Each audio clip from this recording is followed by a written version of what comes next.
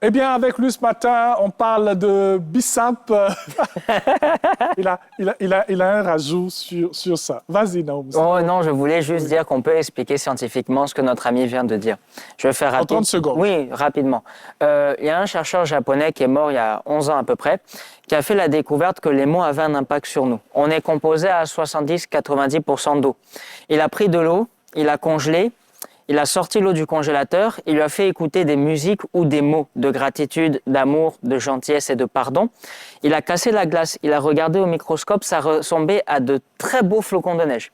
Il a pris la même eau d'une autre source à peu près, mais à peu près la même eau dans la même région. Il a congelé. Il a sorti, il lui a fait écouter des discours d'Hitler, des mots de haine, de méchanceté. Il a cassé la glace. Il a regardé au microscope, ça avait l'air de la bouillie. Le flocon avait l'air brisé. Et nous sommes faits à 70 à 90% d'eau. Donc c'est pour dire qu'effectivement, les mots, les phrases, la musique que l'on écoute et les mots que l'on prononce ont un impact direct sur notre être. Donc scientifiquement, ce que notre ami dit a été déjà prouvé. En tout cas, merci. Merci. Pour cet additif très important. Maintenant, qu'est-ce qu'on peut prouver lorsqu'on parle de Bissap? C'est un médicament naturel. Oui. C'est énormément bu en Côte d'Ivoire, en Afrique de l'Ouest. On en boit beaucoup. On peut le boire chaud comme froid. Certains le boivent avec des glaçons. Bon, en suivant le goût des gens, on a des effets différents. Déjà, le Bissap, faudrait le définir. Le Bissap, c'est la tisane d'hibiscus. Ok. C'est la tisane d'hibiscus. On prend la calice qui est autour de la fleur, et non pas de la feuille, de la fleur. C'est le côté un peu rougeâtre, couleur pourpre, ce qui donne ce côté un peu noirâtre au liquide. Et on le presse et on en fait donc le fameux jus de Bissap qu'on connaît. C'est un hypotenseur. Ça permet de faire baisser la tension des personnes qui sont hypertendues. Ok.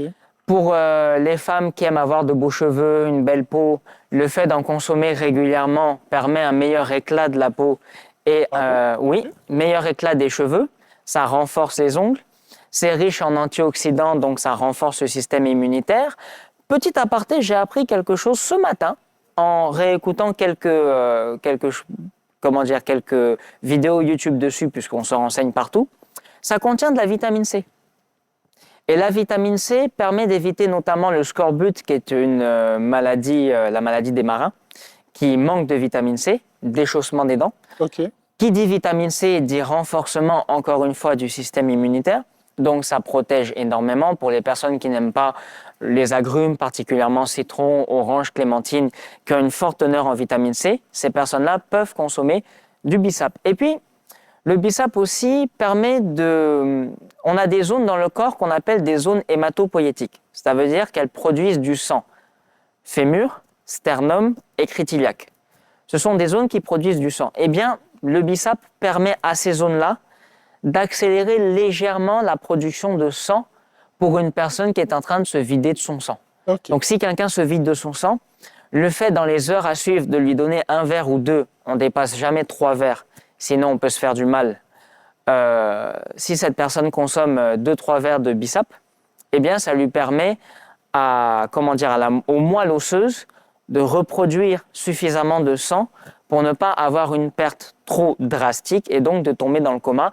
Et ça peut entraîner la mort de perdre trop de sang. Donc, si on comprend bien, ça remet la machine en marche. Ça remet la machine en marche. C'est pas que ça vient combler ou compléter, non, ça remet la machine en marche. Ça remet la machine en marche.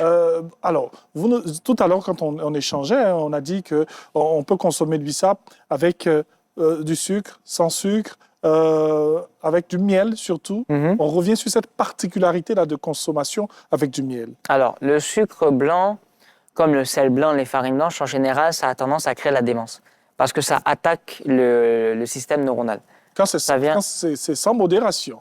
Oui, mais même le sucre blanc particulièrement, lui-même, n'est pas naturel pour le corps. Donc, on favorise soit le sucre roux pour les personnes qui aiment le sucre, soit on part directement sur le miel. Allons-y avec le miel. Le miel, produit naturel, on en a déjà parlé, produit naturel, antioxydant, C'est bon pour la santé, c'est un cicatrisant, c'est bon pour la peau, c'est bon pour les cheveux, ça renforce le système immunitaire, ça nettoie le tube digestif, ça permet aussi une meilleure filtration des reins, parce que le miel est bien filtré par les reins qui permettent aussi de filtrer le sang.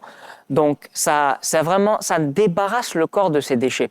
Donc allier le bissap avec du miel, c'est une sorte de jus détox, mais pas à la manière de certains réseaux sociaux, parce qu'on dit tout et n'importe quoi sur les réseaux sociaux, comme l'a dit notre ami Gorebi, mais c'est une sorte de jus détox local qui permet de déparasiter et de nettoyer le corps dans son entièreté. Okay. Donc, allier le miel au bissap, c'est vraiment rajouter du bien sur le bien. La quantité par jour ou par semaine, ça dépend. On dépasse pas 3 verres par jour. Pour rester dans la modération, on ne dépasse pas 1 verre par jour. OK. Voilà, si on veut vraiment rester dans la modération. Après, l'être humain est une machine incroyable et merveilleuse. Et on s'est rendu compte que quand quelqu'un consomme un aliment tous les jours, il développe une sorte d'immunité face à cet aliment-là. Ça veut dire que si je bois du bissap tous les jours, le jour où j'en aurai besoin, parce que par exemple je fais une hypertension, ça ne va pas me soigner.